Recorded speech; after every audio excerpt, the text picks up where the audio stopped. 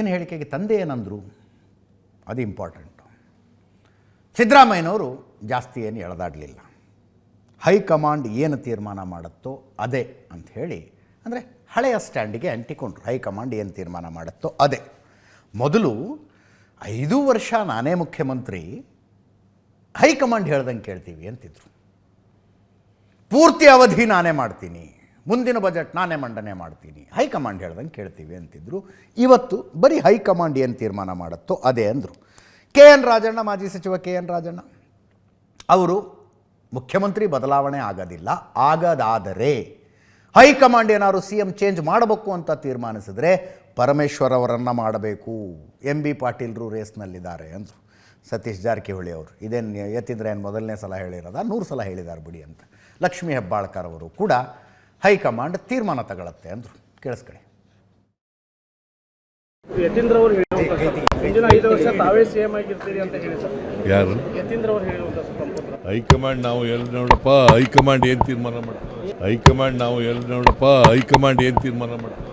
ಏನು ಒಬ್ಬರೇ ಅಲ್ಲ ಇರೋರು, ಯಾರು ಒಬ್ಬರು ಇದ್ದಾರೆ, DCM ಇದ್ದಾರೆ ಅಂತ ನೀವು ಅಂತೀರ. ಅದೇ ಥರ ನಮ್ಮಲ್ಲಿ ಪರಮೇಶ್ವರ್ ಇದ್ದಾರೆ, ಬೇರೆ ಬೇರೆಯವರು HK ಪಾಟೀಲ್ ಇದ್ದಾರೆ, ಆ ರೀತಿಯಲ್ಲಿ MB ಪಾಟೀಲ್ ಇದ್ದಾರೆ. ಈ ರೀತಿಯಲ್ಲಿ ಭಾಳಷ್ಟು ಜನ CM ಅಭ್ಯರ್ಥಿಗಳು ಕಾಂಗ್ರೆಸ್ಸಲ್ಲಿದ್ದಾರೆ.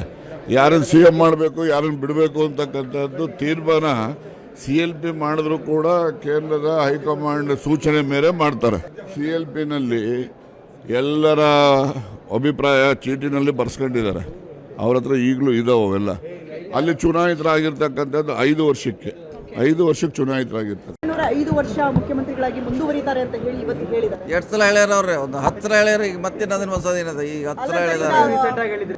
ಅಲ್ಪ ವಿರಾಮ 10 ಸಾರಿ ಸಿದ್ದರಾಮಯ್ಯ ಅವರು ಹೇಳಿದ್ದಾರೆ, 10 ಸಾರಿ ಮಾದೇವಪ್ಪ ಹೇಳ್ಯಾರೆ, 10 ಸಾರಿ ಪರಮೇಶ್ವರ್ ಹೇಳಿದ್ದಾರೆ, ಜಮೀರ್ ಅಹ್ಮದ್ ಹೇಳಿದ್ದಾರೆ, ಜಾರ್ಜ್ ಹೇಳಿದ್ದಾರೆ, ಎಲ್ಲರೂ ಹೇಳಿದ್ದಾರೆ. ಅದಕ್ಕೆ ಇವತ್ತು ಮತ್ತೆ ನಾವು ಹೊಸದು ಹೇಳೋದು ಅವಶ್ಯಕತೆ ಇಲ್ಲ.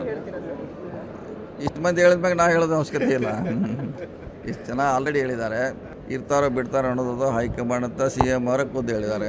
ಅವರು ಹೇಳಿದ್ದು ಅದಕ್ಕೆ ಪ್ರತಿಕ್ರಿಯೆನೂ ಕೂಡ ನಾನು ಕೊಡಲ್ಲ. ಬಟ್ ಕಾಂಗ್ರೆಸ್ನಲ್ಲಿ ಒಂದು ಶಿಸ್ತು ಅಂತ ಇದೆ, ಹೈಕಮಾಂಡ್ ಅಂತ ಇದೆ.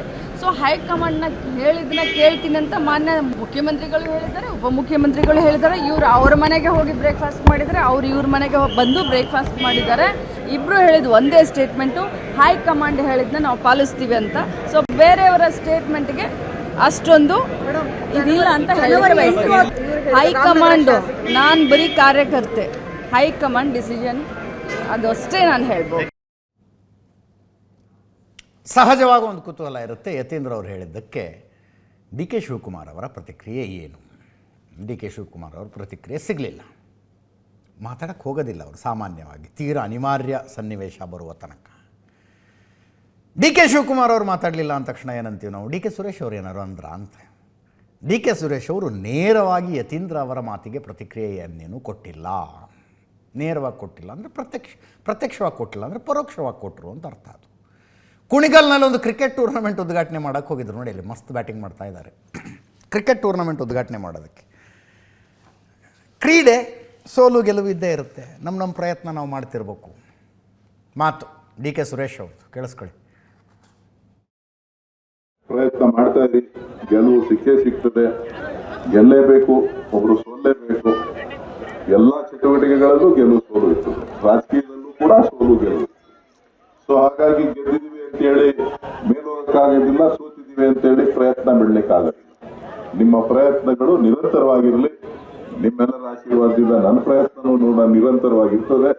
ಸೊ ಹಾಗಾಗಿ ಸೋಲು ಗೆಲುವು ಒಂದು ಭಾಗ. ಹಾಗಾಗಿ ಅದನ್ನ ಸಮಾನವಾಗಿ ಸ್ವೀಕಾರ ಮಾಡಬೇಕಾಗಿರ್ತಕ್ಕಂಥದ್ದು ನಮ್ಮ ಕರ್ತವ್ಯ. ಪ್ರಯತ್ನ ಮಾಡ್ತಾ ಇರಿ, ಗೆಲುವು ಸಿಕ್ಕೇ ಸಿಗ್ತದೆ. ಗೆಲ್ಲೇಬೇಕು, ಒಬ್ರು ಸೋಲ್ಲೇಬೇಕು. ಎಲ್ಲ ಚಟುವಟಿಕೆಗಳಲ್ಲೂ ಗೆಲುವು ಸೋಲು ಇರ್ತದೆ, ರಾಜಕೀಯದಲ್ಲೂ ಕೂಡ ಸೋಲು ಗೆಲುವು.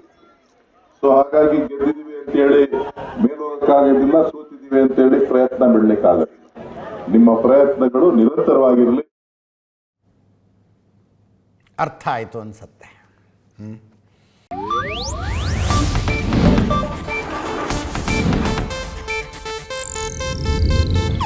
ಇದು ಏಷ್ಯಾನೆಟ್ ನ್ಯೂಸ್ ನೆಟ್ವರ್ಕ್ ಪ್ರಸ್ತುತಿ.